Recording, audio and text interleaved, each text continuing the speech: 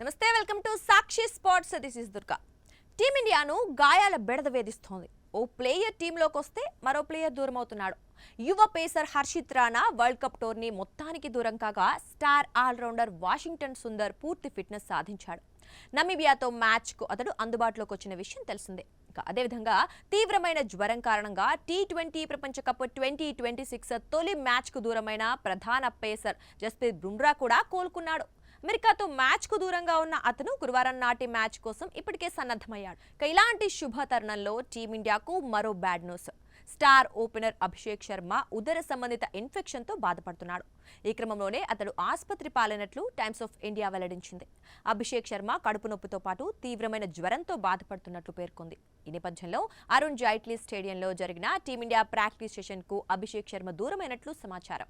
ఈ విషయాన్ని భారత జట్టు అసిస్టెంట్ కోచ్ ర్యాన్ డష్కటే కూడా ధృవీకరించాడు. అభి ఇప్పటికే ఉదర సంబంధిత నొప్పితో బాధపడుతున్నాడు. పూర్తిగా కోలుకొని మ్యాచ్ నాటికి అందుబాటులోకి వస్తాడని అనుకుంటున్నామని తెలిపాడు. అయితే ఇన్ఫెక్షన్ కారణంగా అభిషేక్ ఢిల్లీలోని ఓ ప్రైవేట్ హాస్పిటల్లో చేరాడు. సమస్య ఏంటో కనుక్కునేందుకు టెస్టులు జరుగుతున్నాయి. అతను డిశ్చార్జ్ అవటానికి ఎంత సమయం పడుతుందో తెలియదు. నమీబియాతో మ్యాచ్కు మాత్రం అందుబాటులో ఉండకపోవచ్చని బీసీసీఐ వర్గాలు పీటీఐకి వెల్లడించాయి. కాగా అభిషేక్ శర్మ గనుక దూరమైతే అతడి స్థానంలో సంజు శాంసన్ తిరిగి ఓపెనర్గా 11లోకి వచ్చే అవకాశం ఉంది. కొద్ది రోజులుగా ఈ కేరళ వికెట్ కీపర్ బ్యాటర్ విఫలం కావడంతో ఇతని ప్లేస్లో అభిషేక్కు జోడీగా ఇషాన్ కిషన్ ఓపెనర్గా వచ్చాడు. ఇక అమెరికాతో తొలి మ్యాచ్లో గెలిచి బోణీ కొట్టిన టీమిండియా గురువారం ఢిల్లీ వేదికగా నమీబియాతో తలపడుతుంది. కాగా అమెరికాతో మ్యాచ్లో అభిషేక్ గోల్డెన్ డకౌట్గా వెనుదిరిగిన విషయం తెలిసిందే. అయితే ఒక్క మ్యాచ్లో విఫలమైనంత మాత్రాన ఈ విధ్వంసకర ఓపెనర్ ఆట తీరును తప్పు పట్టాల్సిన అవసరం లేదని మాజీ క్రికెటర్లు అతడికి అండగా నిలిచారు.